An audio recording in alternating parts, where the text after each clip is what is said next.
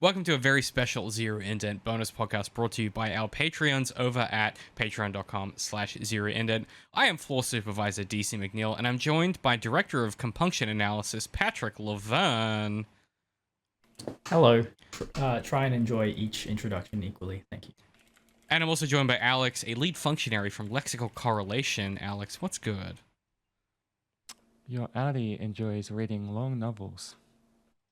We are here, of course, to talk about Severance Season 2. Now, behind the scenes of the Zero Indent Company, we're all big Severance nerds. We're all big Severance fans.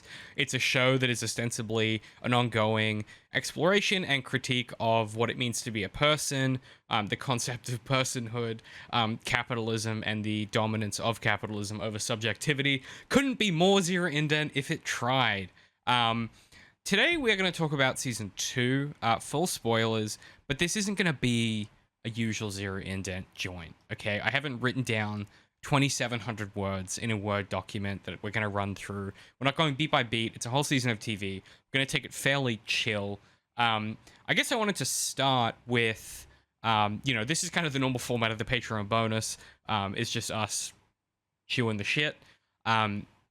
But I wanted to start with, I guess, a quick round the horn of your background with the show, and I guess your high-level thoughts on the season, as we normally do.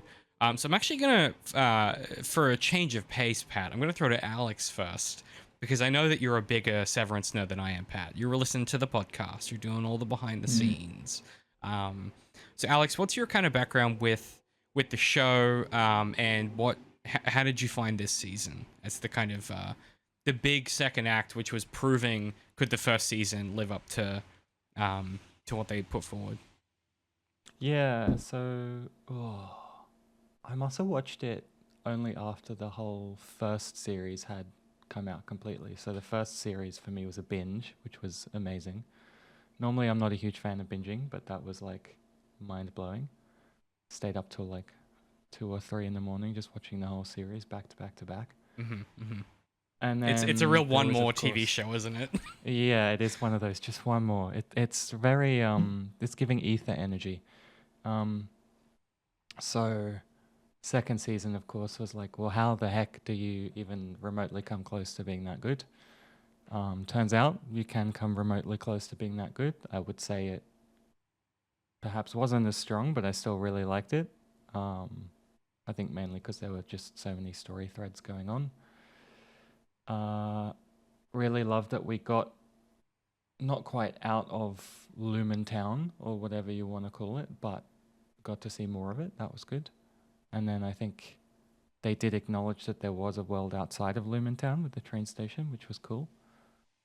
And yeah, overall really enjoyed it. Thought it was good. Excellent. Pat, our resident Severance nerd, give me the skinny. What have you got? Well, I started watching this show because you were going on about it. I wouldn't shut the fuck up about it for like 6 months. I was like every time I got a beer, I was like, Patrick, are you watching Severance? Patrick, like, have you seen it yet? Just relentless. I started watching it because it looked crisp. Like it was shot on nice cameras and stuff. And I was like, yeah, man, I need good stuff like this to watch on my big expensive OLED TV. And then the first, I don't know, just like 10 minutes into the first episode, I was hooked. I think this season 2, it carried the Kia spirit with it. It did everything, like it continued everything from the first season. I thought was like, it's the pillars of the show, like its main strengths, and those were like, the whole like satire of like corporate work culture thing, and as well as like the really interesting, like moral philosophy questions of like what happens if you make another you and you share the same body, and how do you live good, and it is from one guy, Dan Erickson. And he, I don't know, it seems like he knows what he's doing. He knows what a theme is, and that just mixed with like how esoteric the show is, you know, how weird and unique it is. Um, and and there's just like a few sequences in like the last episode that are just like so good, like such like pays off like tenfold from the setup. I don't know. I thought the second season was really really great. Yeah. Yeah. There's a deliberateness to this show that every time something happens, I'm like, oh, they thought about this really, really, really, really, really hard before they did it. Do you know what I mean? Like it has some of that same quality of like an Andor or something like that, where it's like every single decision in this TV show, there was like 5 people that give a crap, sat down for like 10 hours talking and thinking about this one choice. Like the there's a bunch of stuff that like I want to get to, but like just for example, a really small detail that like is plot critical, but also like you could tell was like hours and hours of problem solving and troubleshooting is like, how do we get Mark into the room with Gemma? He doesn't have the right blood to open the thing. Like a decision like that, like that either would have been instant or it would have been like, okay, this took us 20 weeks to come up with. The show has I that also quality like that to it. it wasn't like, you know, he goes and cuts off the hand and puts it on like a thing. It's like an actual like finger prick thing that like they just Yeah. found ways to make it retro but future. It's almost like, yeah, like not quite cyberpunk, but some kind of punk. I don't know what you'd call it. Corporate punk? I don't I don't know. Yeah, but it had It's, that sort of like retro future kind of vibe. Yeah, there is a term for it. Oh man, what is it called? I can't remember. It's like the same kind of like clickety clack technology that like the original Alien has. Oh, like retrofuturism? It may literally just be man. retrofuturism. Yeah. Yeah. But this, I think that you make a good point, Pat, which is like there is a absurdity to Severance that is like super unique, and so much of it feels like a company trying to. It's so impossible to tell with the absurdity. Like, is this part of the plan, or is this just a company that has grown too large that it's spending money on stuff that it shouldn't? Like, you know, I talk a lot about the fact that like there's no ethical labor under capitalism, but this show seems to really appreciate like there's also no logic under capitalism. Like there's a certain point where any semblance of things making sense and having like some kind of procedural logic, there's a breakdown that occurs where you hit a threshold and like there's just goats in your office building now. Do you know what I mean? It's really fun. Well, I think like, and what were the goats eventually used for? Like a sacrifice. What's I a think blood sacrifice, right? Right. Yeah. Or something. I think it sort of makes no sense because Lumen is like as if it's like a kingdom or something. Like the way they like mythologize their history and stuff like that. It's you know, like it's like a monarchy trying to fit itself into like a modern company, and and you know the parallels drawing there is obviously very deliberate. You know, it's like you know what's the difference? We still have you know rulers and kingdoms and factions. They're just a lot smaller and a lot more numerous, and you know those kind of ideas. But I also think that I think something it's playing with is this idea of like if you aggregate sufficient wealth, that wealth starts to act without your exact control. Like even if you're the CEO of a company, right? If you're sufficiently wealthy, at a certain point, like the money starts to like run itself, where you have such incumbent requirements to make money that things start to spiral out of control. It's one of the things I like about speaking of punk, this story is very much playing at the edges of cyberpunk. And some of the best parts of the Sprawl trilogy is in that second book in the Sprawl trilogy, you have this like multi-billionaire who's so wealthy that like he's not even allowed to die. Like he's kept in like a tank, and his mind is projected into other people's minds. In a similar kind of way in New Vegas, where Mr. House is kind of in that sort of cryopod, because like his company makes so much money that if he died, the stock crash would completely obliterate so many economies that he's just like, the business forces him to keep existing. And I think this story is playing in similar spaces, but in much more subtle kind of vectors. Yeah, which is just like so rare, and it's like Apple Plus, right? They're putting money down the toilet to make this stuff. How else do you get a show like this, like under capitalism? Do you know what I mean? It's super interesting to me. Mm. Yeah, that was the other thing that was really interesting when the first season came out, was it was all during the Apple anti-work protests and stuff. The I thought irony. it was just like the perfect contrast to the show Yeah. they just put out. I also just want to shout out, if you haven't seen it already, before we get into spoilers properly for season 2 and I read the summary, if you haven't watched it, Ben Stiller's directorial debut, The Secret Life of Walter Mitty, is an incredible film that shares a lot of the same contentions and criticisms and friction with capitalism and with work and with being good at work, right? One of the overarching themes of this season is like, it might be the case, and maybe it's not necessarily true, but it might be the case that in this moment, Mark is the only guy that can get this job done. There's a certain dark satisfaction the story takes in it has to be Mark, right? And The Secret Life of Walter Mitty is very much a story about that, where it's one guy who can get the job done, and it's really thinking about what that means. So, like, go watch that film if you haven't, Secret Life of Walter Mitty. It's fantastic. It's like $6 on YouTube. Just go buy it, go watch it. Absolutely sensational. That's another one you've also been up and on about. I have been hooting and hollering and screaming about it for like 8 years. Did I do a video essay on that back in the day? I feel like I might have done on the antagonist. I think I vaguely remember. Yeah, Like that. I also vaguely remember that. That was a long time ago. All right, I'm now going to attempt to summarize season 2, and then we can kind of get into some conversation here.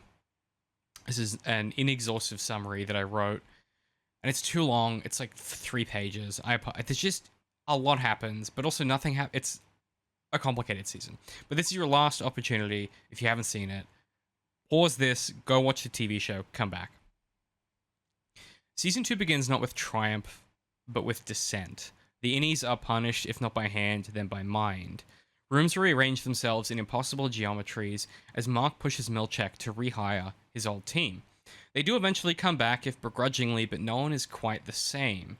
Their memories splinter as Lumen tells the innies a lie. They are now the faces of an innie civil rights movement that has grown over the past few months, while us as the viewers know it has been only a few days. Outie Mark, driven by grief for a wife both dead and living at once, searches for the seam in reality, while innie Mark grows closer to Helly. Outie Mark works with his sister, Devon, hoping to convey a message to his innie that his wife Gemma is still alive. Irving's innie, however, continues to map the way to the black corridor that haunts his Outie's subconscious and perhaps his subconscious dreams. We're offered an uncomfortable truth that Bert, married, has worked for Lumen far longer than the Severance procedure, and that perhaps Irving is one of many innie romances that Bert has experienced. Dylan is granted a visit from his Outie's wife Gretchen, and the two begin a strange, disjointed, charged emotional affair. From the old season comes, I don't know how to say her name because it gets said like once, Rhabi, the scientist.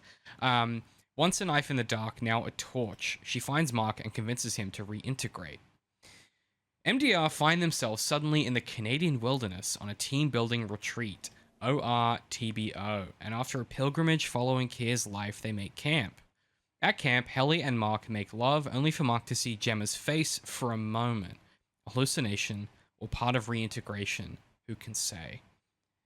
Irving corners Helly the next day, convinced she is an imposter, not the real Helly, but in fact Helena Egan.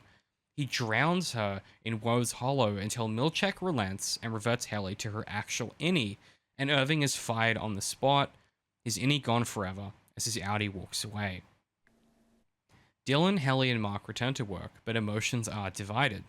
Dylan finds Irving's directions to the black corridor behind a poster in the newly renovated break room. Mark and innie Helly reconcile and have sex in an unused office in a strangely teenage scene. Outie Mark accelerates reintegration and has a seizure before passing out. In a flashback, we see Gemma and Mark's romance evolve into a marriage. Their inability to conceive produces a fissure in their relationship, however, and the night before Gemma's apparent death, they say goodbye to each other on a bitter note. Mark won't even say, I love you too. In the present, we follow Gemma moving from room to room in Lumen, undergoing test after inscrutable test. Elsewhere, Devon struggles to deal with the subconscious Mark, eventually calling, of all people, Harmony Kobel. Elsewhere, incidentally, Kobel arrives at Salt's Lake, the decaying town where she grew up.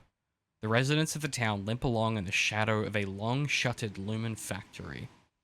She pressures her old ally and perhaps boyfriend Hampton, an ether dealer, and the two visit Harmony's childhood home. There, Kobel recovers the papers, demonstrating and proving she, in fact, invented Severance, not Egan and not Lumen. Kobel answers Devon's call, and with a newly awakened Mark, the three hatch a scheme to sneak into the birthing center to finally have a conversation with Mark's innie. Dylan's personal life begins to fall apart. Gretchen admits her affair and feelings for Innie Dylan, and after a bitter exchange, Gretchen visits Innie Dylan and says goodbye. Distraught, Innie Dylan submits a resignation form. At the cabin, Innie Mark and Outie Mark talk using a video camera. Outie Mark tries to convince Innie Mark to help him save Gemma. Innie Mark points out that if they do this and destroy Lumen, all of the Innies will die and he'll never see Helly again. Eventually, the two come to some form of accord that we don't quite see. Elsewhere, Bert locates Irving and speaks of past sins. He once moved people, he says, important ones, not unlike abductions. Perhaps that is what Severance is, a kind of kidnapping. Bert buys Irving a train ticket and tells him to vanish. Irving reluctantly does. On the final day of the Cold Harbor project, Helly and Mark sit in a final moment of intimacy as the Cold Harbor file percentage gradually increases. Innie Dylan returns to read the response to his resignation, surprised to find his Outie wants him to stay, surprised to find his Outie admires him in some capacity. Mark eventually does complete Cold Harbor with Helly by his side. At that very moment, Milchick arrives with, of all things, a marching band. Helly plays the distraction and manages to trap Milchick in the bathroom. Dylan arrives and shoves a vending machine over the door, aiding in the attempt to delay Milchick. Gemma concurrently is asked to disassemble a crib of all things, a final and dark test of what seems to be a second Severance procedure, and she does so without displaying any emotion, and it is in this moment Lumen opens an envelope it cannot reseal. Because somewhere beneath it all, Keir Egan smiles, if such a thing were possible, and turns another page in the story only he seems to understand. Mark rushes through identical hallways, hunting for the black corridor. He stumbles backwards into Drummond forcing Lorne to sacrifice one of her goats. Yeah, now is a good time to explain the Mammalian's Nurtural Department, a section of the 7th floor dedicated, it seems, entirely to raising goats? Mammalian's Nurturable is run by Lorne, an aloof, intense woman who seems more in charge of any department than we've ever seen. What possible need could Lumen have for raising goats in an office? Is this yet another test of Severance? Who could say? Anyway, Mark interrupts Drummond's pressuring Lorne into sacrificing a goat. Drummond near-on kills Mark before Lorne presses the bolt pistol to Drummond's skull. After a brief melee, Mark uses the bolt pistol to take Drummond as a hostage down the black corridor. As the elevator passes from the 7th floor, Mark reverts to his Outie, and the pistol goes off, killing Drummond. Mark uses Drummond's blood on his tie to enter the room where Gemma is disassembling the crib. After leaving the room, Gemma reverts to her Outie and the two share a moment of tearful reunion. Sirens blare as they rush toward the elevator. The lift reaches the 7th floor, and Innie Mark hurries a confused Miss Casey to the fire escape and basically pushes her out the door. Outie Gemma begs and screams for Mark to join her. He does not. Instead, he takes Helly's hand, and they run through the corridors that birthed them, chased by alarms and fate toward an ending no one has written. And that is Severance Season 2. Big old season of TV, folks. Big old season of TV. Where do we want to start? What's on your minds? What's the big points you want to hit? You know what I mean? Was Cold Harbor literally named after the harbor where they made the ether? And is it a project to revive Keir, or is it a project to make the next better version of ether? Yeah, let's talk about Cold Harbor. When you say ether, do you mean the real ether, like the thing that people Well, inhale? they made the drug in that factory at the Cold Harbor, right?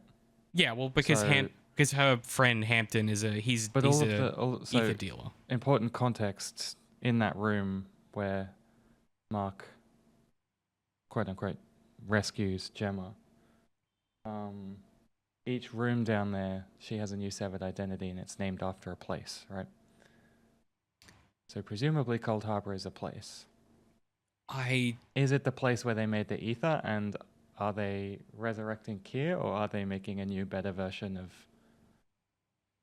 Well, ether, or it's are they making Salt's Neck. irreversible severance that they can make new slaves with? I don't know. So Salt's Neck is the place of the town, but you could be right. Like Cold Harbor could be. This. Let's start with Cold Harbor. Patrick, I don't know. There's so many questions. what are they? When he completes the 25th file, because my interpretation of this could be completely incorrect. I had assumed that the thing they were doing here is they say that each file is like a consciousness vector or something like that. I'd assumed that the final file was them performing a second severance to Gemma, but I like that could just be completely wrong. Like what is Cold Harbor based on this season of TV? Like do we know? So I mean, every room that Gemma enters is a new severance for her technically, and Cold Harbor is the last project in the big macro project that they're doing in order to perfect severance, which seems to be severing any sort of what would you call it, like outstanding or intense emotion. But is Yeah, it's making like the perfect worker, right? is it Or is it more?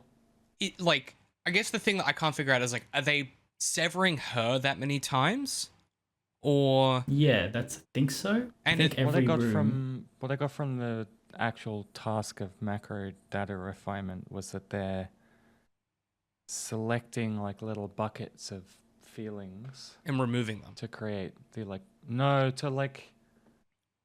they sort of categorize them into buckets, and then that forms the overall project that like creates this mental state where you're like a different person, so to speak. So they're trying to like find a way to sort of neutralize all that and make it like Well, they're right. they're categorizing the feelings so that they, when they do pop up in a person's brain, they know how to suppress it, basically. They know what data they're looking for.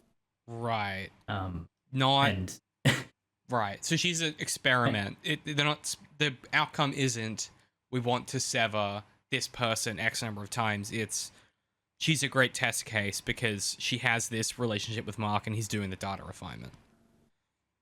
yeah, and he shares a lot of memories, right? And yeah, and which sort of implies that like they I don't know, there is a special like subconscious element about Severance that makes that like, I don't know, like Lumina are aware of that and they're exploiting that in order to like perfect it more. And, Right. Yeah. That makes sense. Okay. The thing that I've been struggling to get my head around is like, what was why Gemma? And like, if the answer is just they put her in front of her husband for like 2 years and neither of them had a reaction to that is like a compelling answer to me. And it's not until his stunt that they undo that. Does Miss Casey go away before they have their Audi adventure? She does, right? In season 1. Yeah. Wait, Right. the Audi adventure. In season 1 when they Season contingency where they Dylan, Oh, they the- flipped out. oh OTC. Yeah, the OTC, the overtime Yeah. contingency. Yeah, yeah, because because that was the whole thing where he finds the photo, right, and recognizes it. She's already down in the basement.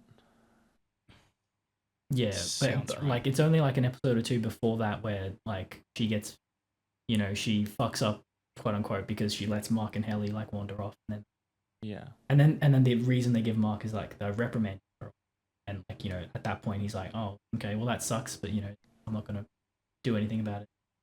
Gotcha. So, this show, I mean, talking about Cold Harbor specifically, this is very much like a, I think that sometimes people have a tendency, and just based on, I've only read a couple of articles about this season of TV, and I've not listened to anyone else's thoughts yet, because I wanted to kind of keep myself non-contaminated. One thing I remember from the media coverage and the media criticism of season 1 is people being very ready to literally read Severance and be like, well, this happened, which is a metaphor for this. Like a very kind of binary is not the right word, literal is not quite right either, but a willingness from some people writing and thinking about the show to go, well, this is obviously a metaphor for this one thing.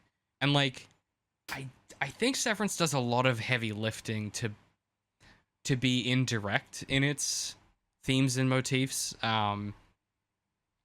Like, it's obviously anti-capitalist. I think that's like a crazy thing to say. And on the Cold Harbor thing, it feels to me like we've exploited you to this extent, and your marriage and these two people in this marriage, if you take it to the literal extent, it's like they have destroyed these two people's lives, pouncing on them in a moment of vulnerability where they are failing to conceive and their relationship is already fracturing. And they've exploited every ounce of these two people they can for corporate benefit, and with the assumption of exploiting other people. That's like the ultimate end goal, right? Is some perfect form of severance. So I don't think it's like crazy to suggest the show is like deeply concerned with the toxicity and the violence of office work and work culture. But I guess I'm curious, because Pat, you have a really good way of like identifying themes. Is there a particular theme that jumps out at you when it comes to like Cold Harbor, and in particular Kobel, who we learn is the real inventor of Severance? Is there something in your head that kind of sticks out as what this season has to say about that stuff? Well, yeah, as you say, like they're perfecting Severance, and what is the reason for that? Is it for the sake of work, to make more work, to get more efficient with work? I think like I don't know, the theme that has been sticking in my head has been, and also to what you were talking about, how people are like making these one-to-one like metaphors, and as you say, like I think there's a lot of symbolism that just adds to the overall like big theme it's talking about. Which, and I was talking to you about this. There was one scene I really liked when Milchick's on the phone with Mark, and he's like, I need you in today. And then Mark's like, look, I just needed a sick day. Work is just work, right? And then Milchick just takes a second. He sits down. He looks at a painting of an iceberg, and I like, as you say, like it's just people are people, like the most important thing in the world. And it is toxic how work just completely disrespects that basic that concept of like a human being, a whole entire human being. But then it was a great, just kind of modern day allegory for like, I just need a day off, man. Like just give me one break. Yeah, like, just give me a Tuesday, brother. Yeah. Like I've been at this for like so important over a year now. Like just give me a day. You know what I mean? The best part is in the early part of the season where is when corporate life tries to be sensitive and human, where in order to honor Milchick's promotion, they give him artwork of the classic Kira, but Kira is black now. That was amazing. I was like, somebody on this production team has read too many books, because this is an actual thing that happened during the reparations in America, where they were like, if we just give them artwork of like, if we just make them happy about colonialism and we give them like black people conquering the country, they'll be happy. Like, we'll just give them the artwork. It'll be the same thing, but like Washington will be black or whatever. Like that type of shit. Like it very much of a piece with America's history. And like the fact that he tries not to react and he's talking to forgive me because she gets outed Natalie. from the show. Like, who's the Natalie? Natalie, yeah. Yeah. Mm. And they're looking at each other in the eye, and they've both had this experience before, and both of them are trying to pretend this isn't deeply insulting and racist. It's Well, amazing. the actor for Natalie was on the podcast, and her and Ben were talking about like they delve a bit into like or I don't know, I guess you speculate as to the interiority of that character in that scene, just like like totally outside the show. But like she basically said that like she has to, in that moment, she like picks a side, like your identity as like a person and like someone like a black person, or are you with this company, and then she chose with this company kind of thing. And so she chooses to ignore military, like not to connect. Yeah, which is a really common choice to make in like corporate jobs, right? Like, do I choose the company or my own personal integrity? And I think we all have this fantasy that we would all choose personal integrity every time. But just to be honest with you, like at a certain point in your life, like you're like, well, I gotta pay my fucking mortgage. Like I have to pick my battles here. And I think this show is able to capture some of that complexity without naming it and pointing a finger at it. Even though I think Dylan in particular is a character this season where it kind of is like, this guy is trapped. Like, this guy has so few options. And, he, when he's quit Lumen in that second episode and he goes to the door company and he meets like Dylan too, and like they're in this interview and you think Dylan's bullshitting, and then he's like, and the guy's like, what's your favorite door, and Dylan has an answer. I was like, bro, like this show fucking and then he gets I love that because the prejudice. Yeah, because they find this way to like, again with the allegories, like make it about like discrimination, but it's like that you're a severed person, that is like it's a dirty thing, it's like frowned upon. I love that. It was so good. Like, but those yucky severed that people, conversation that conversation is based on an actual interaction that Dan Erickson had. He worked at a door factory. That's incredible. And that was in his interview. Yeah, that's like any time that listen, I've been watching a lot of Michael Mann. If you're a ZeroIndent follower, you know this. I'm in my Michael Mann kick right now. Anytime in a Michael Mann show, a writer is interacting with an editor or an editorial staff, it is the most like this man spent his early 20s working for a newspaper. Like, just, people providing feedback and the character being like, that's fucking bullshit. Like, they're blunting my message. They don't understand what I'm saying. Same type of vibe where I'm like, yeah, someone knows how doors are made on the production. That's kind of incredible. And then all the different kinds of doors and the little intricacies about them, and like, just great. What I like especially though is the way that prejudice isn't applied to Helena, because she's so rich. Like, it's a stunt for her to be a severed like, there's an amount of wealth where even being that thing is not the same type. Like, you don't suffer the same type of prejudice. You get praised for it, right? They treat her as this kind of she has like a folk hero status in the upper echelon of these rich people you can kind of imagine, where it's like she, like, and we could have the conversation as to what extent she's also trapped, but like her being severed is like this valorous thing that like proves that it's good, in comparison with how Dylan's treated, right? Like, I just thinking back to that first season and the opening of the show, right? Is the first scene we get the dinner party at Devon's house, where they talk? It's a conversation dinner. Is that wrong? Oh yeah, that was interesting. The first scene from the first episode. Yeah. It's Ellie waking up on the table, I believe. Right, and then after, okay, yeah, it's the first time we go to Marcus and Audi. But I think that conversation about severed people and the way that they talk about severed people, I just think refracts really nicely into, like, Mark is middle class, right? And so for them, it's this like intellectual exercise.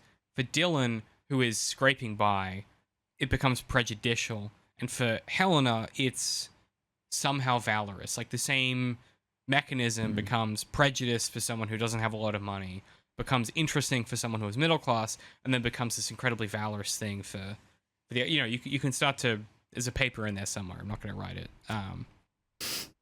But yeah, like, you know what I'm saying? I just think it's interesting. Yeah.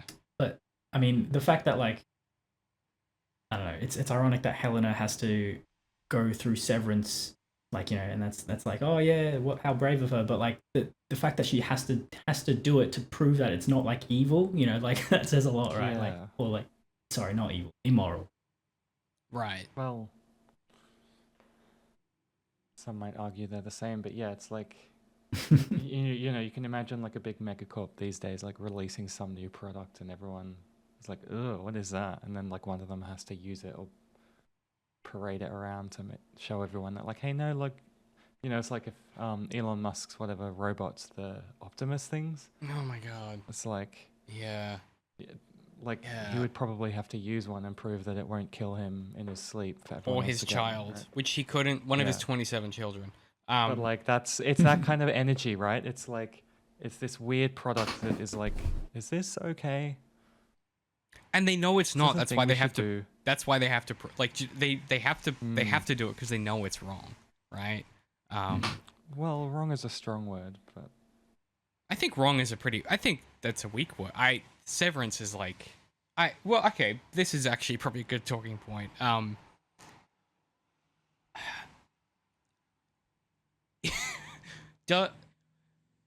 Mark uses Severance as a kind of a avoidance mechanism to deal with the fact that Jammer is dead, right? it's a way for him to avoid 8 hours of the day thinking about Gemma, right? Right. And in doing that, his innie falls in love with Helly, right? That says something. I don't know what, but like it.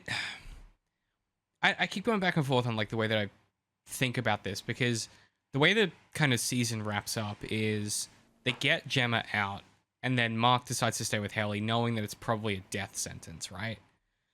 Yeah, Innie Mark does like a top 10 anime betrayal moment and like leaves her outside. It's incredible. Gut She's wrenching. hooting and hollering and banging on the door. The same door that Helly kept coming back in from. You know? The other thing is, To be fair, there's only one door. Yeah. did she figure out by the end that Mark was severed, or does she not know? Gemma? Gemma. Howdy, Gemma. Because she's just looking through some random door. Oh, Right? true. Oh, I good hadn't thought point. about that. Yeah. Yeah, she might think that, like, well, wow, all right. Yeah, what right? a betrayal. Like I don't think Mark's she- run off with this other woman. Like, I don't know what the. Because by the time they go up the lift, they hit the 7th floor and they both revert to the 7th floor innies, right? She becomes Miss Casey and he becomes Innie. So maybe she doesn't. I don't know. Yeah. But presumably there's continuity from when they went into the basement lift up to the 7th floor, where Gemma shuts off and then comes back outside. So maybe she realizes. I don't know. That's a really good point. Just thought that was a fun question, because it's like, did she actually know? Interesting. I don't know. Actually, I hadn't thought about Also, that. did they technically kill 25 people if Gemma never gets back down to the basement, or 26 people? Yeah. So Yeah. there's a If- train, and there's a lever. Well, this is like the underlying like- question, right? I don't know if it's exactly 1-to-1 as a trolley problem, but So there's a train, and there's 26 tracks. Actually, you know what? you- In the context ahead. of Severance, I guess like creating people is like kind of like this, has the same moral value as killing someone, or at least in like Gemma's case, where like you create them for like a couple minutes, like an hour. Like creation is almost just as irresponsible, like as like on, you know, switching that person off and never appearing again. It's like, yeah. Yeah, what Pat's saying is it's a pro-choice show. Yeah. But because like truly, like no one asked to be born, no one specifically asked to be born into capitalism, and being born comes with a bunch of stuff that's bad, right? And I think the Gemma thing, I find that there's a lot to unpack there. Like the fact that they keep instancing new consciousnesses within her almost makes it feel meaningless that they die at all. Like it's very, yeah. I struggle with how to process what that means for the show.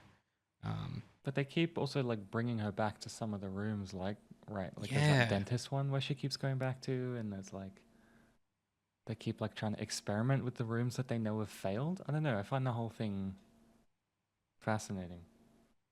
And it's just such like it's so distressing, like just the fact that they are created like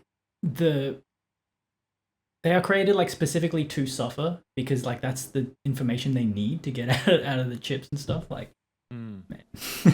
Yeah, it's just slavery, but with more steps. Alex mentioned Ether before. What do you guys make of Kobel this season? Obviously she's not in it for a lot of it, but I thought what we got was like some of the most compelling television that this show has done in a while. And like, don't get me wrong, I love a guy going to a place that they used to be living at, and they have to deal with the fact that like time has moved on. But that episode, that it's really short, isn't it? It's like 35 minutes or something. Yeah, it is quite short. Yeah. I just thought it was really compelling just to see the inner life of this person who, in the previous season, was ostensibly the villain, right? Yeah, Yeah, it's sort of a bit of a redemption arc in a weird way, despite the fact that you know that she's still done some terrible shit. Right? Yeah. She built the Like, gun that I found made myself rooting Severance. for her a bit, but I was like, why? Because she made the thing that is like Yeah, birthing and unbirthing people. Like it's a I don't know, real it's strange. it's a real storytelling girl boss villain moment. Andor season 1 has that with Dedra, where like you're rooting for Dedra in this shitty ISB until the moment where you're like, oh, I forgot she was a bad guy. Yeah. She's coming off to Andor. Like it has that same vibe where you know, but obviously she's in the other side of that where she's, you know, willing to help Dev and Mark to help, you know, solve the problem. But it's very much of a piece with that. she's breaking out of a cult, which is like, you know, that's a familiar storyline, and and that's always like the hero of that story. I just the detail about making ether. So actually, I wanted to ask this earlier. Is ether used in something else? Like, is it like a product for? Is it, you know, like, is it like petroleum or something? You know, it can make rubber and stuff. Don't know whether that was ever established, but the only use of it established in the show so far has been as a narcotic, basically. That, well, yeah, it's to be just clear, that in really... real life, that's its only use as well. Like, that's all. Yeah, it's but I good think for. this is like an in-universe, like sort of fictional thing. I don't think it's. Don't know. I think it's just straight up ether. Like the fact that they have to inhale it because its boiling point is so low that if you try and drink it, it just evaporates on your tongue. Like it just seems straight up like ether to me.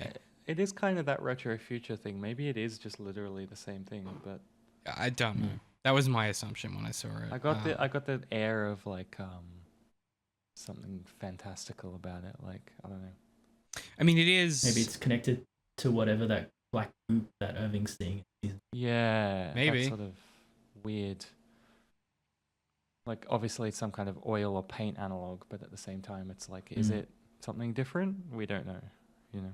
But the fact that like, you know, the way Lumen presents itself, like it's, you know, all paintings and its history, and like it's kind of comical, like how its origins are like making drugs. And you know, when we go to that town in episode 8, it's just like this shanty town. It's like, you know, the nothing town, the cold, miserable. And it's like, man, yeah. But just like, I guess, but I mean, if you did want to run a cult, right? Isn't the best way to do that to basically have everyone like dulled and anesthetized and drugged out so that they don't actually? Isn't that reality? Isn't that just a less severe form of Severance? Do you know what I mean? Right. Which is Like- why I was questioning before whether Cold Harbor was like the evolution of the ether subjugation, right? Right. See. Yeah. Which kind of makes sense for Kobel because it feels like she perfects the idea. Like it almost feels like a level of imagination that Lumen was incapable of in some ways. Like that they are like, well, if we just numb the person, and Kobel's like, no, we make a new person who doesn't remember. Erase the person. Right. Because one of my theories was that Cold Harbor was about being able to sever someone and they don't know they've been severed. That was sort of one of the ideas that I had that obviously isn't where the season ends up going, but that kind of, it's in the same space. Yeah, I do think they did a really good job of like introducing Cold Harbor, but not explaining what it was until sort of over halfway through. Like leaving it dangling as like a, what is that? And they keep bringing it up. Like, what is this thing? It's also Let an your mind run insufficient wild, you know? explanation. Like you don't get you get a partial answer. Like you get like, okay, we're doing it to make these 25 consciousnesses, but like no one then says, and here's why we're doing that. Like there's still Yeah, a good there's enough room progressive for third complication. season. Yeah, which they've And there's confirmed. only 3, right? Yeah. Yeah, I think that's right. Mm. Yeah. Yeah. Which I love. I love a show that's like we have an ending. We're done after a certain amount of time. Until it's like Westworld or something, but yeah. Well, that only had one So- season, didn't it? Famously, Oh yeah. No, Yeah. Westworld. That's the timeline. I think one season they. Yeah, I was gonna say. Yeah. Everyone wants to live in that timeline. Yeah, It had pretty what, sure. 4. It was gonna have 5, but they cut it off at 4 because the Yeah. 4th one was That can't be so true. bad. That can't be true Yeah, because that the was what story happened. was finished in the first season. So I think you're misremembering. Yeah. Talk to me about Mark and Hallie because they are kind of the foundation of this season in a big way. They're dynamic. At times, so we haven't really said this. So Helena Egan comes back to the severed floor as herself. Now, me and Pat had real-time arguments about this over coffee at work because I was convinced that it was innie Helly the whole time. I was wrong. I'll say it. Yeah. Well, you like way overcomplicated it in your head. I think you were like, oh no, you're meant to think it's outie Helly, but no, I think it's innie Helly for these reasons. I was doing the wartime general thing of like, well, but this is what they think we'll think, and this is what they'll think that we think about them thinking this, so we'll do. You know, it was that type of mental calculus. But yeah, what's your vibe on Mark and Helly and the complication of? I mean, outie Helly, Helena has sex with Mark, but the vibes are still off the chart. And we get early on in the season, she watches that video before they do the overtime contingency. She watches Innie Helly kiss Mark. And I think it's the first time in her life where she imagines the possibility of any kind of interior relationship and romance. Like, it feels like her entire life is Lumen. And I think she becomes kind of covetous Becomes of very this. upset. Huh? I just said she gets very obsessed. But Yeah, I think right. your word is better, coveted. Yeah, like there's a sort of it's like it's a thing she has never had, and she goes, well, I want parts of that, not all of it, but I want and she knows she can never have it because she, her life is so in the same way that the innies are completely dominated by the subjectivity afforded to them by Lumen. To a certain extent, and not to sympathize with a millionaire, to a certain extent, Helena is kind of trapped in a similar prism. To a degree, hers is more of like an octagon of family birthright and her father being weird and toxic and all this other crap that you can read into. But like, I think she sees a freedom and an innocence to Helly R that I think she is covetous of. And I guess I'm curious, like, how that works for you guys, and knowing how she, I wouldn't say takes advantage of Mark, but knowing how she manipulates him, and just kind of how that Yeah, all I mean, works. first of all, that scene in the Chinese diner was brilliant. Yeah. Did you get the? How Because awkward she was. I was saying the same thing to Pat the morning after. Did you get the same vibe that like there was still a spark there with the Audis? Did you feel that? Yeah, so what I was going to Yeah. follow up with was they keep talking about it. I've read an article or two as this like love hexagon, which I find a really interesting thing, where it's like Audi Heli likes innie Mark and Audi Mark. Yep. Innie Heli likes innie Mark. Yep. And then Audi Mark likes Audi Gemma. Gemma likes Audi Mark. Right. And then it's just fascinating with that whole thing with the two Helis both liking innie Mark, but Audi Heli also liking innie Mark. And Audi Mark, I don't know, it's all very like weird and almost like, I don't want to say like a kink, but it's like she's kind of like I can be intimate with the same person, but it's two different people. I don't Yeah. know, there's a weird. Like I want to There's fuck questions Bruce about Wayne, but also polyamory there Batman. that's really like yeah. like. I mean, I guess it's very Apple to have polyamory in a show, but I just find that whole thing Well, fascinating. I like Milchek's comment in episode 1 of this season. He describes Miss Selvig and Ms Kobel and Mark's relationship as a throuple. Yeah. You know, it's kind of giving character who's in love with you know what it is? It's Sam Raimi's Spider-Man. It's MJ having feelings for Peter Parker and Spider-Man, and then they turn out to be the same guy? That's goodness. like double triple hot. Do you know what I mean? No, and with the reintegration, it's kind of This was going to be my next question. What the fuck does it mean if you what like if in a dream scenario where Mark and Heli both reintegrate? Yeah, well, it's like Innie Mark says, you know, it's like, you've lived like 20 times longer than me. It seems like it's going to be a lot more you than me. Yeah. Yeah. Do you think that's how that works? Well, I mean, Yeah, I don't know. it's fascinating. Fucked up pity enough to kill him. So. True. Yeah. Yeah, essentially, it's like, you know, there's 20 times more of you than there is of me. Like. But is that just insecurity? Like, I've dated people before who are like, well, you were with that person for like 2.5 years, and like you've only been with me for like, I don't know, like. Does it make there's a lot of like doesn't make it very more real significant? world allegory. Yeah. Like it's that whole. There's so many layers to the show that it's like it's asking so many philosophical questions, but in a way that just feels like good TV. You know what I mean? Like. Yeah. Because it's like, you know, there's that saying of like, you know, some people live more in 1 year than some people live in 10 years or whatever. So it's like, well, percentage wise, yeah, the pie doesn't cut in any Mark's direction, but does that not like, and this is where you get to the work thing. But if they're reintegrated, is there a concept of innie Mark versus outie Mark, or does the innie Mark's workday memories just become workday memories of the combined Mark? Yeah, good point. I think the fact that's like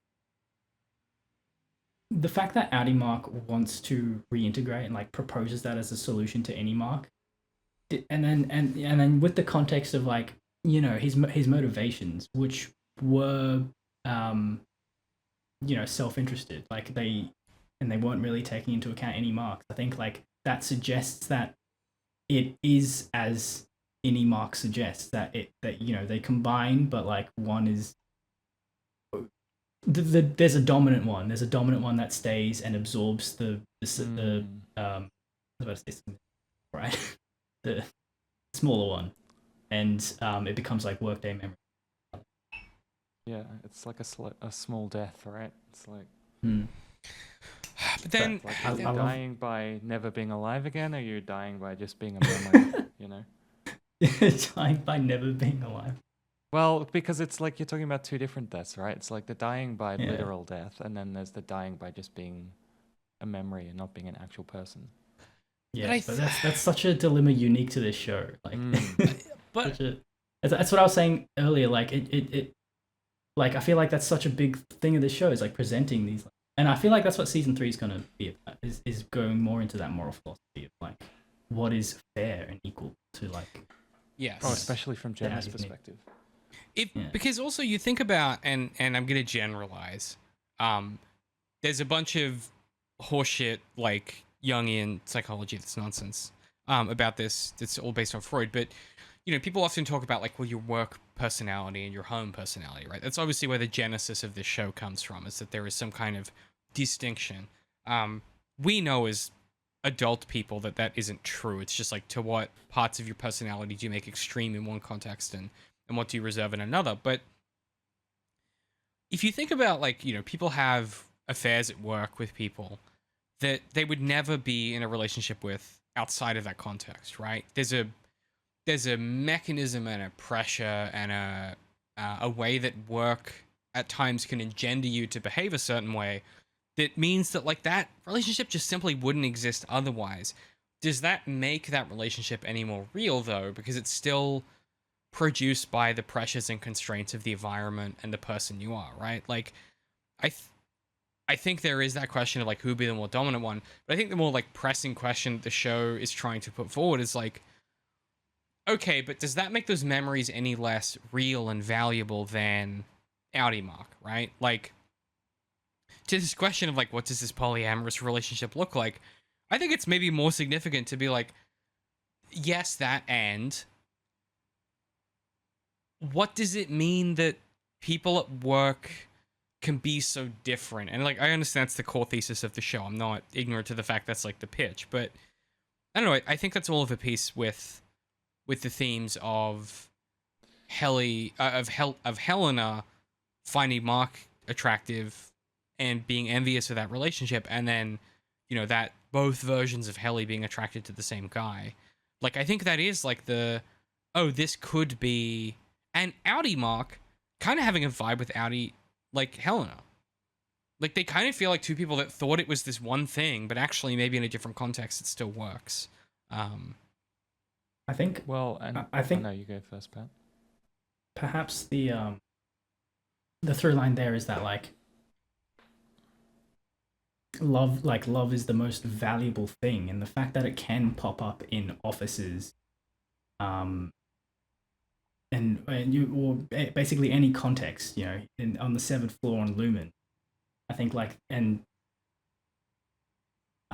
that like it reinforces like your humanity, you know, and for the innies, that's like when they experience love, that's is a revelation to them that they're like, you know, valuable as people. I was gonna say the other thing that was kind of a mind blown moment is like paying attention to the season 2 intro credits and seeing the like, it was sort of blending Gemma and Helena in the hallway and stuff like that. It's sort of like, if you're paying attention, you can sort of see what's going to go down. That was really cool. Yeah, Whoever it's designed like those credits is an absolute genius. Like the image is like the exact foreshadowing of like the last scene. Yeah, and then you have like Innie Mark in like a prison jumpsuit looking thing, and then like you have the like Audi Mark trying to like break out of the back of his head and stuff like that. The whole thing is brilliant. All the Egan babies representing the consciousnesses that they're producing. Do you know what I mean? It's just, yeah, the whole thing is, it's you know, the next version of Game of Thrones credits. What I really like is, you know, yeah, etc. No, I Yeah, meant and the the music is sick. visuals, but I know, yeah. it was a joke. That's fine. what Not a I good really like is when he jumps into his head. You know, like that's in the first season credits. But and then the second season, he jumps to his head, and then it like morphs into like an oil painting or something like that. You know, a little twist on it. Yeah. On the topic of relationships and innies and outies and work stuff, what the fuck is going on with Irving this season?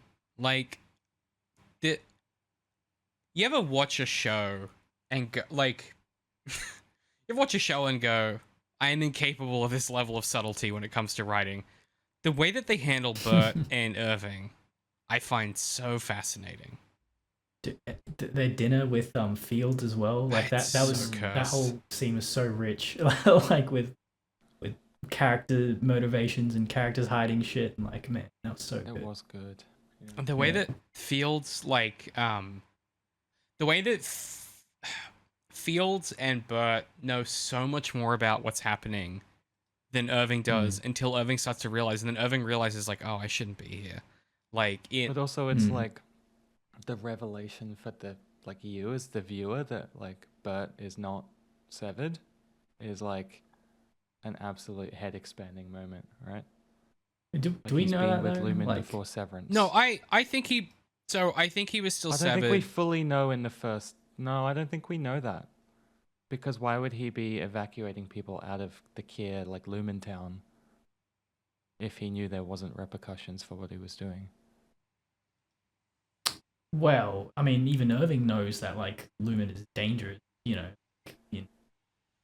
he's Generally obviously speaking, like yeah, but I feel like there was.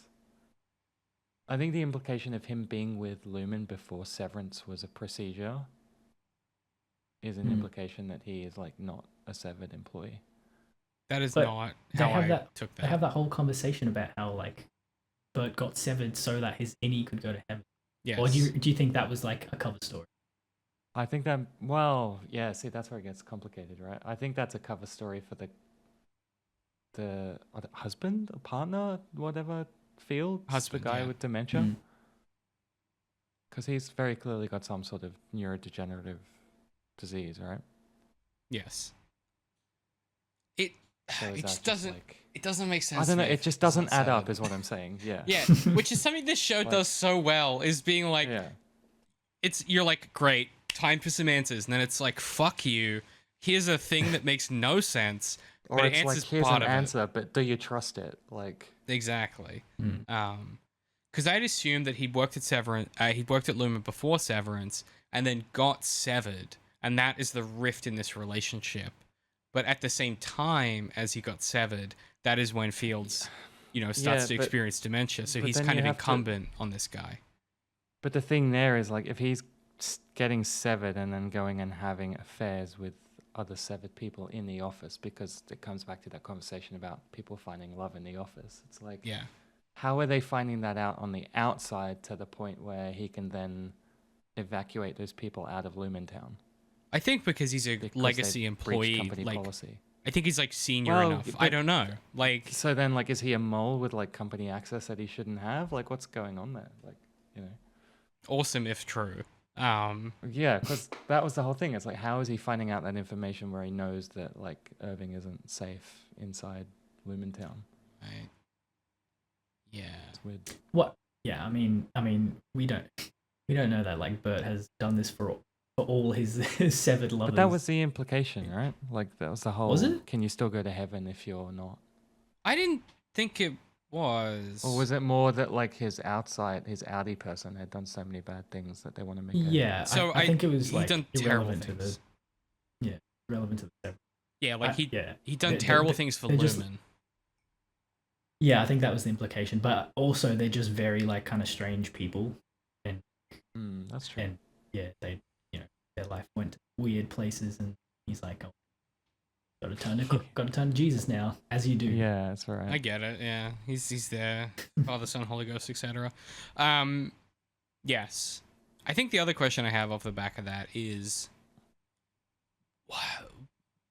why does he make Irving go away? Well, that was part of that conversation, I think, is like yeah. But was it ever really established what the like issue was, or is it more just that like you have to leave, like that kind of typical, but spin on the like love rom-com story? Oh, thing, like it's if you hang have to get out of around. my life, yeah. Right. I don't know. Like bad things will happen if you stay with me, sort of thing. I don't know.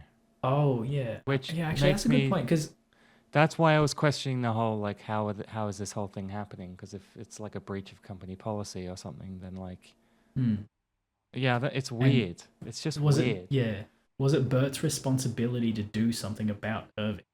Yeah, that was my Yeah. line of questioning. Oh. Right, and yeah, because like the severance is a lie for the guy with dementia to placate him, and then he's actually not severed and having affairs with these severed people. That is a breach of company. Like that's my theory anyway. But That's a pretty compelling reading. Interesting. because why else would you have to send him on a train out of Lumentown? I don't know. That's what I'm calling it, by the way, Lumentown, the company town. I noticed, yeah. Lumenville. No, it doesn't have the same ring to it. Well, isn't it called? Is it called? No, Well, there's little suburbs. So there's like Pentiment. I'm like, it's Saltneck Kia. and like other places. But I think Well, there's no, a broader perimeter that's like Lumentown. Saltneck is a fucking 1,000 miles. That's like Canada. Saltneck is a minute away. Like So Newfoundland or something.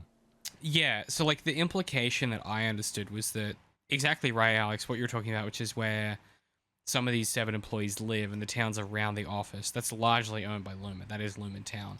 But Saltneck to me was like the previous Lumentown, but it's like ages away because they've tried to put as much distance between them and this past failure as they can. The old ether mill or whatever it was, yeah. Yeah, the old factory. Ether mill. Yeah, exactly. Do we know what state Severance is? Is it on the East Coast or West Coast? I can find out. I would have thought somewhere Because- like Alaska or... Because I kind of feel like the history has like a New Atlantic kind of vibe to it, so it makes Yeah, sense if they okay. were like northeast of America or something like Yeah, I was thinking Atlanta. that. Yeah. Jeez, Atlanta. Not Atlanta. Alaska, but Alaska's north. northwest, yeah. But I mean... go It's far based on a enough east and you end real up in Alaska, so... office building, it seems. New Jersey. Yeah, is but where it's it more like, seems. what's the... Where's the actual geography in the show? Interesting. Yeah. Yeah, I don't know. because obviously you tell can you. film it anywhere in the real world, but... Yeah. I guess maybe I I'm think just that's part of thinking the mystery, maybe, right?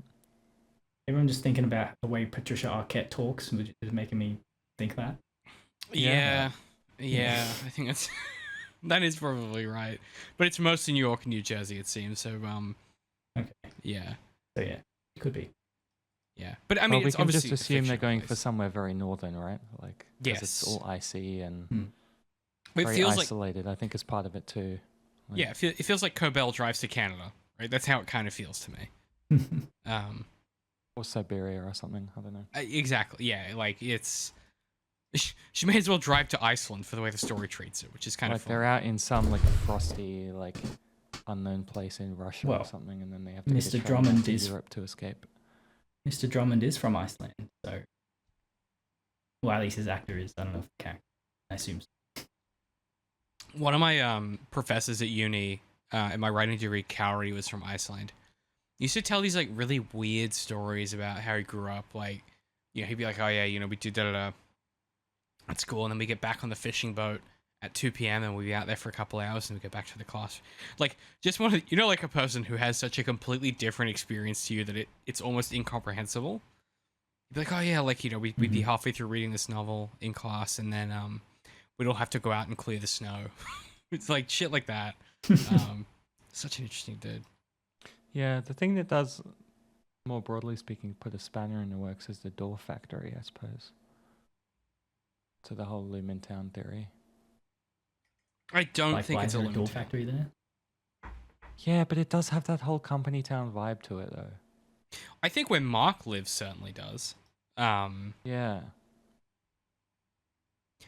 Or is it more just like an acknowledgement that this is like Lumentown is a small place that exists in a broader, very like normal reality kind of sort of thing? Yeah, that's what I thought. Like, Yeah. it was like a suburb in a town. Yeah. Like a big. And the thing that makes it feel small is that Kobel literally lives next to him, right? Like that's the Yeah, in a street of Yeah. empty Oh, and it's all houses. like cookie Yeah. cutter houses and like Yeah, and it's a lot of miniature photography when they're doing long shots and stuff. yeah, it's very Um, clever. yeah. I think they try to make the world feel small for Mark because at that point, particularly in season 1, this is what I like about season 2 is you don't get that. Season 2 is a lot of close-ups of people's faces and emotions and feelings. And season 1 is a lot of like the world feels distant to Mark until he goes into the severed floor and then it's his very personable life. Whereas, you know, in season 1 it's a lot of big long shots and distance, and this guy just kind of drinking his way through life. And the thing I quite like, about the changes. I don't know about you guys, but I noticed in episode 1, there's a lot of close-ups on people's faces in season 2. Like it really was very struck me. claustrophobic, just as a broadly speaking season, until it branches out into the open air atmosphere. Right, until Kobel. It kind of like almost like the language is kind of crude, but it like suffocates you at the start and then gives you the breath of fresh air, only to then suck you back in. Like, I don't know, it's kind of cool in that respect. Yeah, And I that's think kind of the whole thing well with the observed. 7th floor, right? It's like with that whole thing where they like zoom in and pan out at the same time. It's like, The Zollies. yeah, that kind of weird. Yeah. Also, can we talk about that whole super cool scene where the innie Mark talks to the outie Mark in the cabin, and there's that whole like turn into like innie Mark becoming evil? Like, Well, let's not say how things we good can't was take it? back. No, evil is a strong word, but the whole just the turn and the way it happened was so good. Like, Yeah. I think that's the best sequence in this entire season. Because I feel like everything sort of leads up to that. Can you set it I up, like how Pat? sequence. all right, so like at the start of the season, outie Mark and innie Mark, they're coordinated in a sense, like in terms of their goals, because outie Mark, like, he knows that the innies are rebelling, and he's also, after his interactions with Petey, he knows Lumen's up to stuff. Innie Mark knows that he's being lied to constantly. So even though they've never like communicated, like they know that they're like on the same page and heading toward the same goal. And yeah, like just throughout the season, they keep hearing like the events that each one of them do, like ripple their way into like the the lives of the other one, and so they know that they're sort of both making progress, and they know that they're still doing stuff together. But then throughout the season, and this is like these strange, like unique decisions you have to make when like about this conceit of Severance, is that like innie Mark starts to mature. He starts to grow up, and he's experiencing more, and he's learning more, and he's feeling more. He's falling in love with Helly. And it comes to a head when they're finally able to communicate, and it's clear that their priorities have shifted away from each other. Now that outie Mark knows that Gemma is alive, that's all he wants, and he's doing and saying all the right things to try and convince innie Mark to get Gemma out. The thing unsaid there is that like innie Mark is probably it's going to be at the cost of innie Mark, whereas innie Mark, he wants a life with Helly, and what outie Mark is asking him in that scene is like totally not taking into consideration anything about innie Mark. Right. And so yeah, they fight. And it's logistically brilliant because they're communicating through a camcorder, which is a piece of technology that the youngins listening will not understand, but is truly one of the most cursed physical objects on the planet. A camera that captures things in like 720p at like a shitty bit rate. Like just absolutely great for horror fan footage films. Exactly. Lovely aesthetic. Have you ever seen like Paranormal Activity? That's the sort of camera we're talking about. That's in my top 10 films all the time. Oh no, sorry, not Paranormal. I'm thinking of Blair Witch Project. Sorry. I thought you were gonna be. What's the one with the superheroes? I was just going for one that a lot of people have probably seen. Yeah. What's with they get powers? Do you know what I'm talking about? Oh yeah. The teenagers. Yeah. Yeah. Super 8? No. I haven't seen it. It's by Michael Bay, isn't it? It is. Is it like? It's not Chronicle. It's something like that. No, isn't it? Isn't it that Chronicle? It's like a single word. That could be right. I don't know. Alex is googling. He's got it. Yeah, I'm trying to find it. Anyway, Project point being. Almanac? No. Point being, like the footage is blown out. Exposure's all wrong. It's no good, and they have. And the setup. So they go to the birthing suites where Devon had her kid. And the way that Devon keys into this is she makes friends with one of the women having a kid, and then she bumps into her at the park later on, and the woman does not recognize her at all, and like just completely blanks her. And so she puts it together across the length of the season that like, oh, these birthing suites, they're letting people have birth severed so they don't have to experience the trauma of childbirth. Which, as far as ethical uses of Severance go, is probably number one on the list. It seems like having kids really does a number on you. And so Dev, Kobel, and Almark go to the birthing suite. Birthing cabin, they sneak in. And the pitch from Outie Mark is he's going to film himself making the request. And then he's going to step inside, and Innie Mark will, film something and respond. He'll step back onto the balcony, and it's the first time they've had a conversation. And it is probably the biggest payoff this season has, is seeing them talk to each other. And seeing how quickly it goes from, to Pat's point, how quickly it goes from, it's us, the same person, we're homies, to Breaking Bad instantly, where Innie Mark realizes you're asking me to point a gun at my own head. Yeah. And at Helly's head as well, because they both know there's no reality. All of the Innie's heads, right? What? Because if there's no Cold Harbor project, there's no Severance project, right? Yeah, well, he's gonna. I mean, I guess like obviously the first. It's getting Gemma out is the thing that will bring down. Narcissistic action is that Innie Mark likes Innie Helly, but like, does Lumen have any other solid projects that they would just like let Dylan go? They'd probably let a bunch of people go, right? See, I didn't read it that way. I read it as if they get Gemma out, she can be like, they kept me prisoner for 2 years. Well, yeah. That's the end of the company. Well, yeah, and in essence, killing all the Innies. But the other thing that is interesting that comes up is like, also just from that Innie Mark's like personal point of view, I will be dead now. Like, because also you have no reason to go back to being severed, because the whole reason, somewhere along the way, he figures out that the reason he exists is because Outie Mark is mourning Gemma, right? Yeah. I think it's knows when as Helly soon as he back. can get Gemma in real life, he has no reason to go back to Lumen. Right. And then So either way, over the he's course dead. Then over the course of that conversation, like Innie Mark picks up on like the wording that Outie Mark uses that kind of suggests that like he doesn't.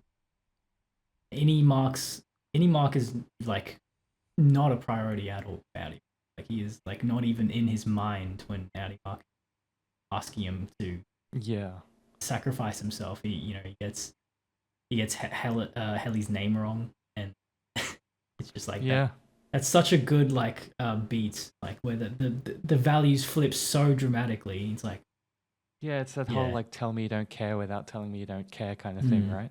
Like, it's so disastrous. It's so good. I love it. It's so good.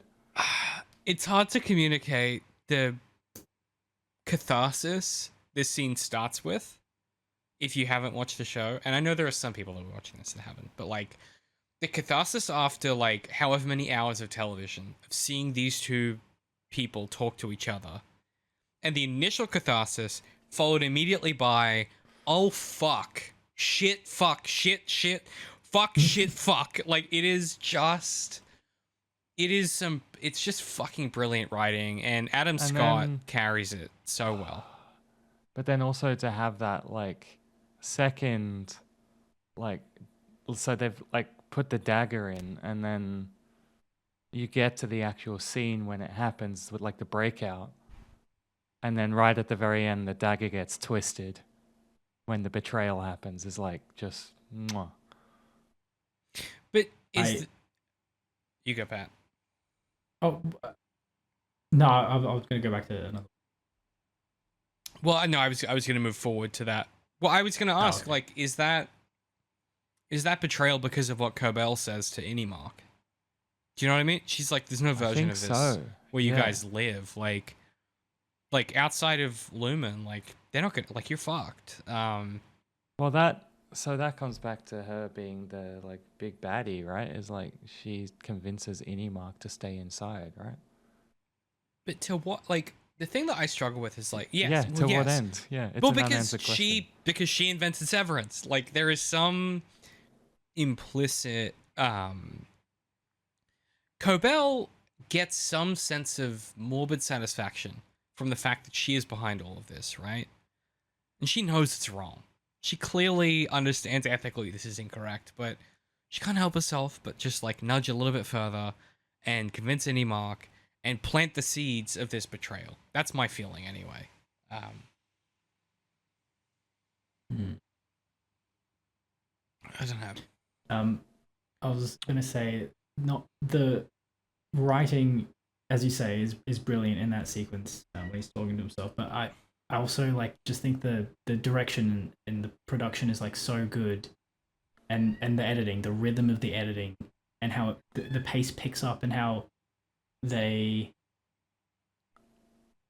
it starts out like they do the full scene where, like, he gets out the camcorder, he watches the recording, he reacts to it, then he flips it over and records his own message, and then as they record more and more messages, it's like he sits down, watches the message, goes to record his own message, and then it cuts to the other Mark, watching the message that we're also like seeing.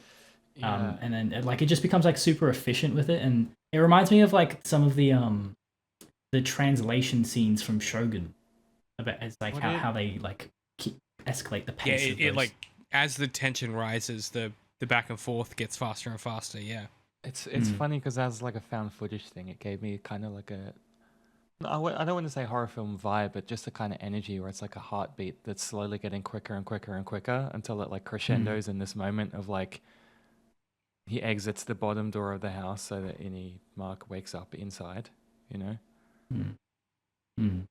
Yeah, it just has that beat to it where it's like it just gets quicker and quicker and quicker. And well, yeah, and then you snap to the moment, and then yeah, Kobel walks in and it's like, yeah.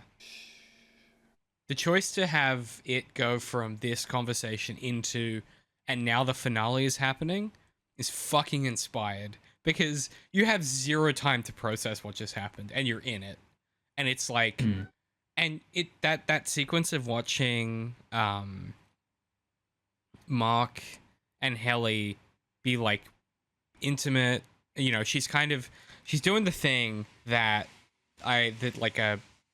that is so hard to articulate from like a romantic relationship perspective. At all times during that last sequence after they sit down, Helly and Mark are always in some kind of physical contact until the marching band comes in. Right? You don't have to see it on screen, that's what's happening. But the choice to have it cut from this weird argument to the Mark walking in and seeing the new painting outside the lift of the epic. I love everyone's reactions to it. The epic of Mark S's journey through MDR. Do you know what I mean? Well, and I like how that's like that's the point of view of the innies as well. Like that's how they always are. Like they have an argument and they step outside. The next thing they experience is like, going into work.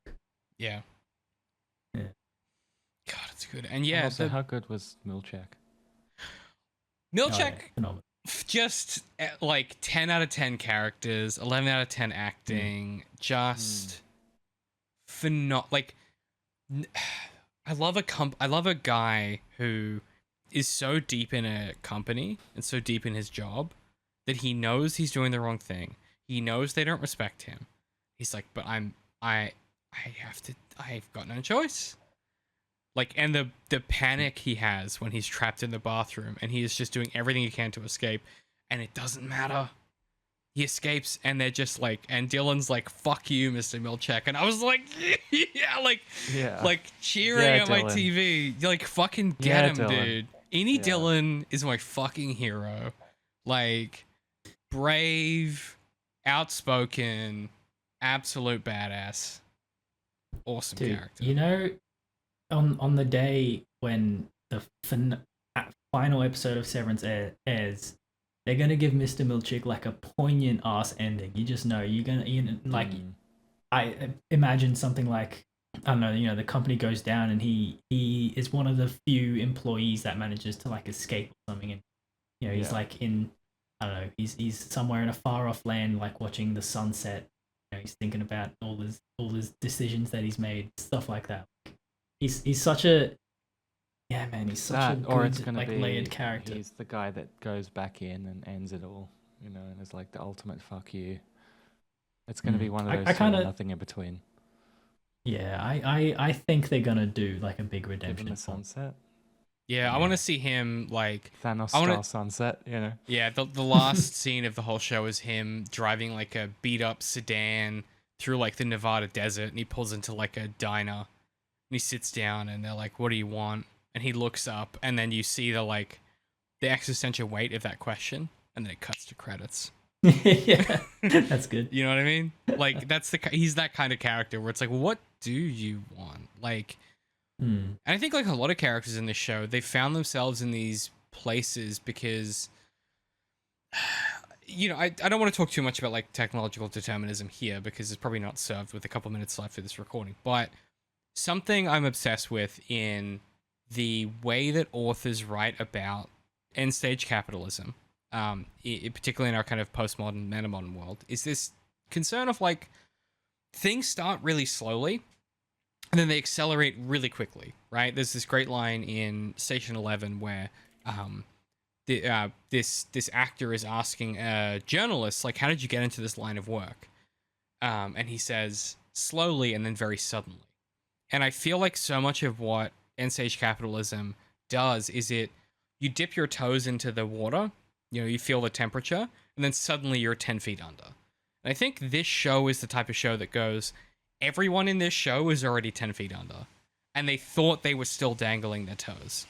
And that to me is Milchick as a character, is a guy who had to pay the bills, do these, every life is a series of compromises, right? A series of personal choices and personal compromises. And he made 2 or 3, and then he blinked and he'd made 27 compromises. And that's to me why he's the perfect character to have the sunset and have the like, what's my life now? Because he is ostensibly like, he's every middle manager. He didn't ask for this. It kind of happened to him, and now he's here. He has to toe the line. Yeah. And he has a heart of gold. Like, come on, like he clearly cares for like all the innies, He organizes a fucking marching band. And just the way that he tells the goon to eat shit was amazing. God, devour feculence. Yeah, so Milchick rules. Yeah, they spend the entire season being like, stop using such big words. Yeah, like, stop using complicated words, and then he just does the ultimate dunk, and there's like devour excrement. So good. You know what's low-key crazy? We've been talking for an hour and a half, and we haven't even talked about the fact that the new floor supervisor for a minute is just a child. That's how much the show has going on. Yeah, Miss Wong. Oh, and the whole like Wintertide thing. Yeah. The Wintertide program. Wintertide? What's that? Her like, it's this weird. I don't know if it's like a coming of age thing or like your indoctrination thing, but it's like the Wintertide project. Right. It's like where Miss Wong like comes from, like she's like was a candidate for like a program or something. Yeah, it's weird. I think it's like an internship, maybe. Some sort of thing like that. Yeah. Yeah. Well, yeah. I mean, it's probably just like pointing to the fact that Kia's recruitment has like gotten more sophisticated from the days of like, controlling a town, drugging up a town. Yeah. Yeah. Yeah, I remember Hitler Youth. I get it. Like, it's just that. Right? Psychological indoctrination. Yeah. Turns out Severance season 2 really good. Closing thoughts, anything you guys want to touch on before we wrap up?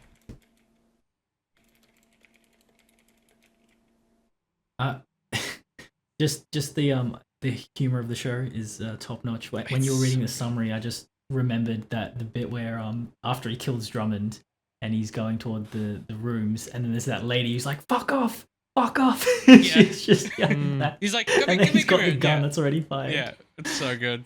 Yeah, man. It's a funny Tracy show. was so- Yeah. And even just the moments that you think aren't funny, where he like steps out of the lift and there's that giant biblical painting, or like the marching band. It's just like these moments of like sheer uncanny humor that it's funny, like in a moment that is completely unfunny. It has that kind of energy. I like it.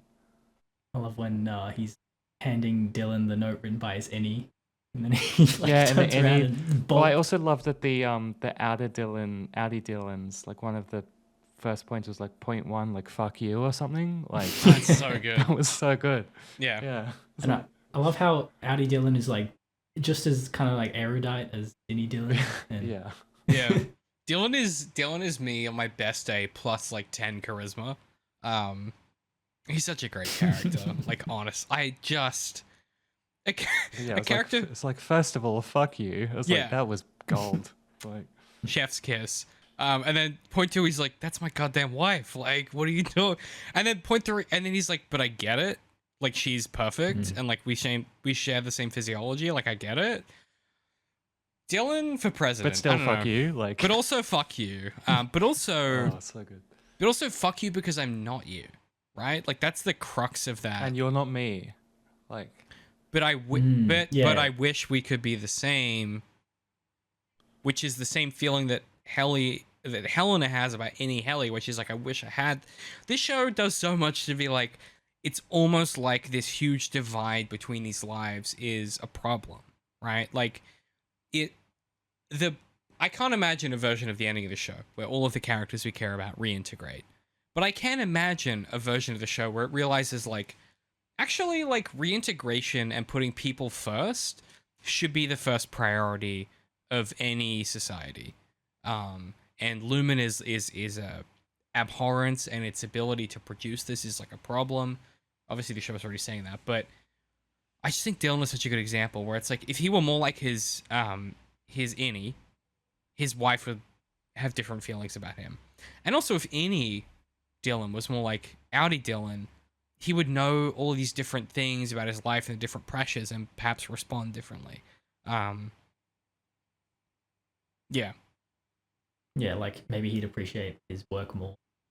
Yeah, he might enjoy it more because of how hard it is to come by, which is a pretty glaring indictment on capitalism, but what in the show isn't.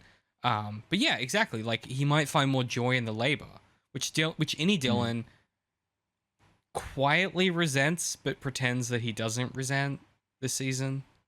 You know, he kind of he spends most of his time in his desk chair with his arms crossed this season. Do you know what I mean? Yeah, well, he doesn't. Oh, like all he cares about ever since meeting Gretchen is Gretchen. Like that's all he's holding out. Everything else has lost meaning to him. Yeah. And the only way to see Gretchen is to be a good employee. yeah. Oh, that's interesting. Yeah. Okay. Yeah, which is why he's so passive. Yeah. Yeah. But yeah, you made a really good point before that, like to how Audi Dylan respects Innie Dylan, and that's how that's conveyed to that letter, and how that's like stands in really stark contrast to Audi Mark and Innie. Yeah. There's a longing that Dylan has for them to be the same person, and there's a disregard Audi Mark has for his indie self. Because and you can like if you imagine that this is a pretty it's not even a veiled allegory. It's like Mark is an alcoholic during that first season in like a real way. And I think he resents the person he became to get through this time. And I think he feels shame about who he was and who the person he was that produced Annie Mark. And so I don't even think that it's him reacting to Annie Mark himself, but it's him being dismissive and repulsed by the person he was that would do such a thing and create this person, right? Yeah, it's all bundled up in that. Alex, any closing thoughts? Anything else you guys want to say? We're up on time. I guess two things. Not fully convinced that Elon Musk's Neuralink project isn't just Severance in disguise. And two, if what I've learned is if you ever hear a marching jazz band in an office, you get the fuck out Get of the there. fuck out of there, bro. Run, dude. Run the fuck. Like that is a lure bad your sign. lure your manager into the bathroom and trap him. Yeah, Trap and him. trap them Yeah. with the vending machine. Yeah. Mm. The season does, I mean, season 1 in particular as well has this understanding of maybe the fact that sometimes the company buys you lunch is an insufficient reply to why am I a slave to this place? Yeah. Which that's just Well, a that's message. the other thing. It's to like, anyone. I guess more broadly speaking, like, be careful not to let your job consume your identity, you know? Yeah, or produce its own new identity that then you sort of slave yourself to, right? I think that a lot of people do that, right? You know, I've worked with people before who had and have like a functional personal life, but the type of job they end up in and the traps they find themselves in make them into the worst parts of the system that exploit the people they work with, or make them do things that they find personally offensive, and they never say anything because they're under such financial pressure, or other pressures like, you know, heuristic and psychological, and all these different other things that, yeah, I guess broadly, be wary of the things you find yourself doing at work, and really interrogate why. That would be my takeaway. And don't be afraid to like speak up. Say stuff when you feel things, even if it's unpopular. That'll do it. Me and Pat committed to a hour 30 hard out, and we're only like 7 minutes over, so that's pretty good. For Zero Indent, that's actually a really short podcast. It is. Yeah. Patrick. Well, we'll know more at the end of season 3. Yeah, I was about to ask Patrick, is there anything you want from more Severance? Do you have is there anything you want to see? Man, I don't know. Just keep everyone who's on the team and the production. That's all I want. Keep the writing staff. One of the biggest benefits of the SAG-AFTRA strikes a couple years ago was the ability to maintain writers' rooms across the lifetime of a show, and we are reaping the benefits with something like Severance and something with Andor. That was a union requirement, which is like if you start a show with a writer's room, you can't fucking get rid of them halfway through. And I think with Invincible, with Severance, with Daredevil Born Again, presumably with Andor Season 2, we are reaping the benefits of that. So I fucking second that. I've been catching up on Invincible, and I'm surprised by how good it is. And you know what? That probably explains it. Like they're really like cooking there. They are in the kitchen for sure. They also realized their mistake by splitting that season. Yes. Oh yeah. I think that's probably true. Alex, final thoughts, takeaways.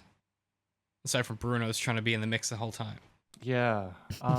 Cat interference on the play. Just like, again, with the end of the first season, just like, there's so many obvious ways it could go, but I know that the way they're going to go is not the way that I think it's going to be, and that's what I'm looking forward to. They'll find some way to, like, go left field when you thought they were going to go right, you know? Right. Looking forward to that. Yeah, that's it. Yeah. Just looking forward to more Dan Erickson stuff. Yeah. Dan plus Ben is like dream combo at this point, I think. King shit. Yeah, for real. Yeah. God, Ben Stiller, what a talent. That'll do it for this recording. Patrick, on the off chance no one knows how to find you and they've stumbled into this and they're like, whomst is Patrick Laverne? Where can they find more of your thoughts on film, philosophy, and how stories work on the internet?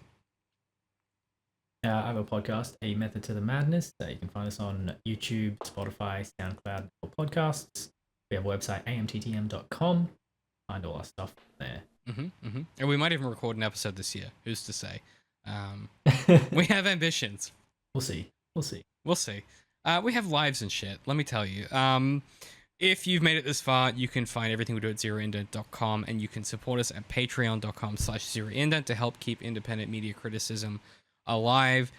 These things take a lot of time. For every hour you hear on this podcast is about like 5 hours that go into it behind the scenes, and we all have full-time jobs. We appreciate all the support you can give us. And if you have thoughts about Severance, leave them in the comments. If you're listening to this on your podcast catcher of choice, give us a 5-star review. That's all I've got. there's not really like a Severance sign off, is there? There's no sort of there's like a Praise catch. Kia? Yeah, I guess praise Kia. Maybe fuck Kia would be the.